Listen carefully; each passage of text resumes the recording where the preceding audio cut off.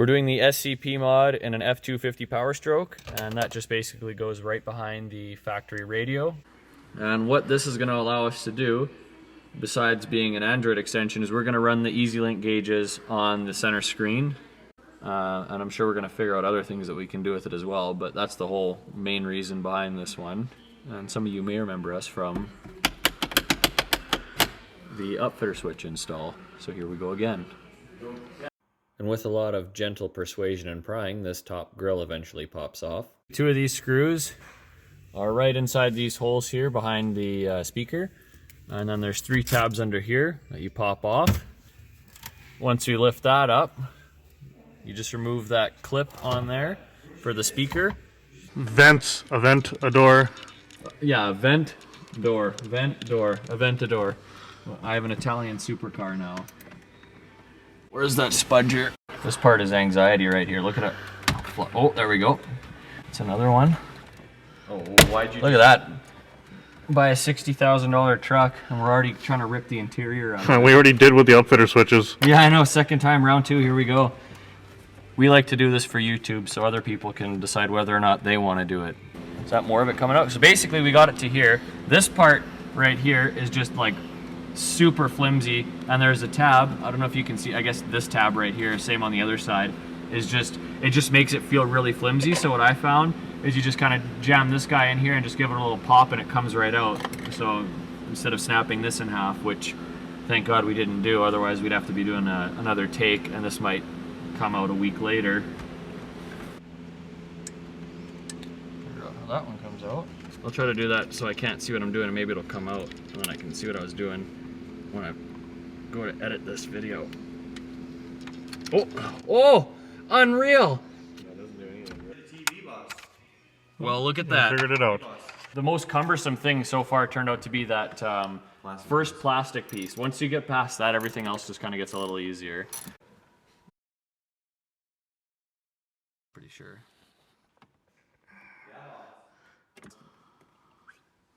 Scrap have dropped. Yeah.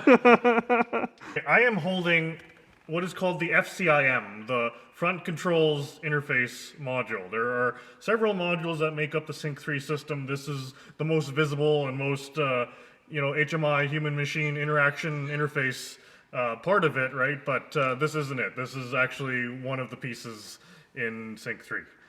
What we need to do is get the T connector in line in the right place.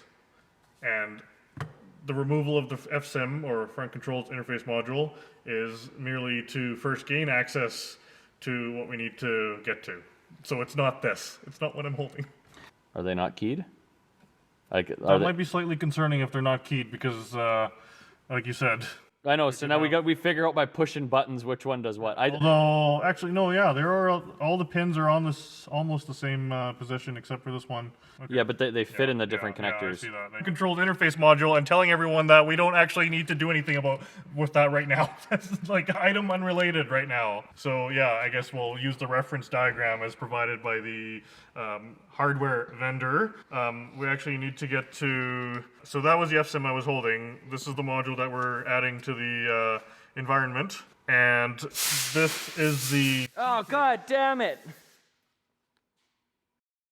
This is the reference diagram provided by the hardware vendor, Swedencar Performance, basically, the guys who make this kit. What we actually need to do is add a T cable to the audio control module, the ACM, which is actually the optical drive, but it has more than that. For the purposes of this install, we're actually going to remove the audio control module just so that we can show where the connections actually go into the back of that. But I suppose, if you didn't want to remove it, you could probably just, if finagle is a word, finagle this T connector into the back of the ACM. Finagle is a word. But at this time, we actually don't need to do anything with the FSIM, and we need to make sure this doesn't get wrecked. Okay, so our next step here is on the audio control module, or ACM, which is this unit. We've removed the fasteners and the connectors on the back of the unit. The connector we're going to actually deal with here is C240A, which is the T connector that the SCP kit includes. So it goes in line between the factory harness and the ACM, and so this is the connector that includes also the power feed as well as various data input outputs, audio, speaker, auxiliary in and out, connection. So this end, the male end goes to the factory harness, and then there's the T connector. So now what happens in between here, all of this, is that the T cable goes to the aftermarket harness, which plugs into the SCP kit. So that's how this gets its communication and power for the aftermarket interface module by piggybacking off of the ACM. So basically this goes in line, and so do these. So these also go to the front controls interface module, and they're inline coaxial connectors. The C240A, as you can see, is physically located in the lower center stack of the instrument panel, and to note is the one with the heavier gauge terminals for the DC power feed. So it's not this one. It is the 19-pin connector, and it's physically located in this lower harness here, but also signified on our service manual here, C240A, as part of that harness.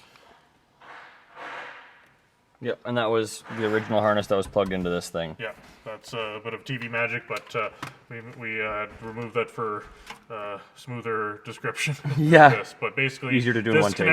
This connector is that connector, and this is an inline cable that that goes in between the factory harness and the ACM.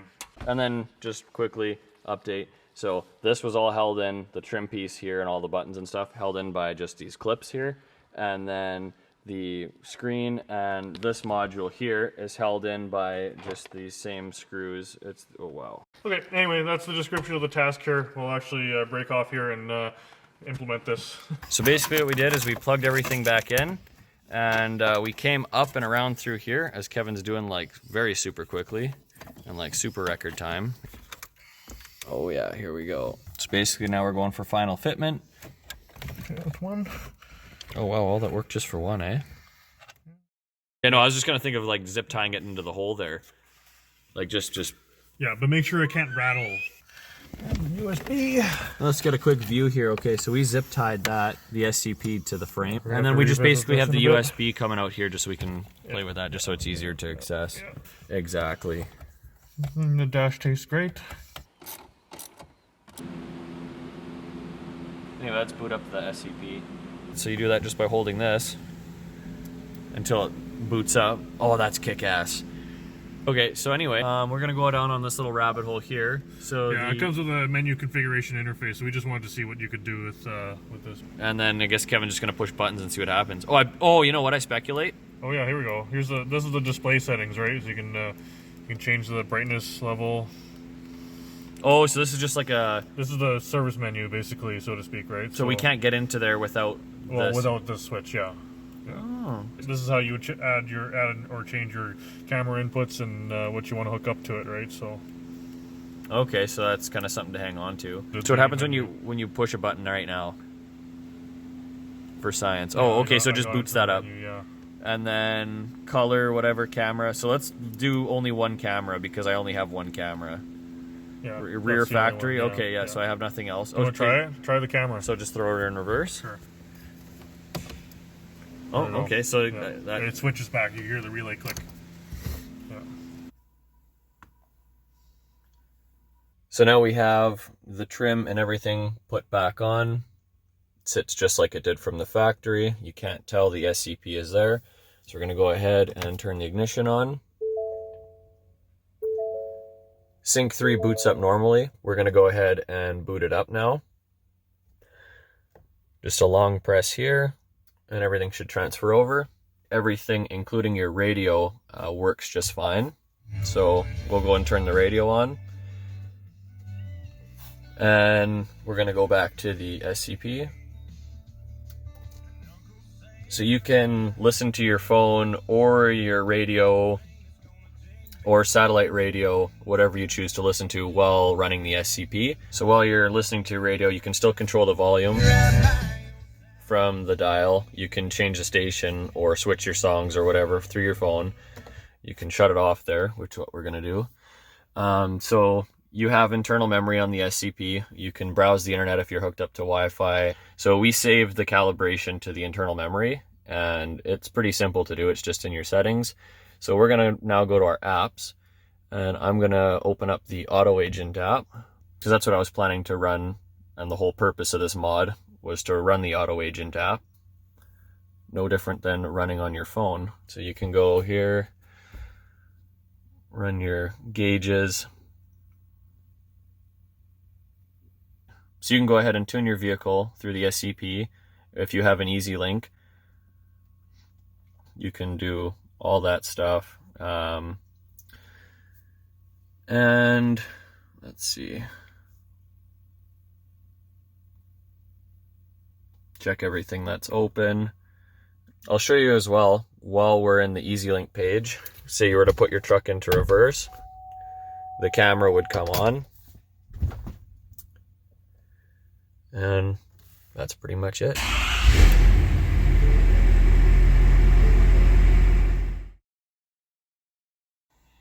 So apparently it works. We already installed the EZLynk software as well on the SCP, just in time for the heater to kick in.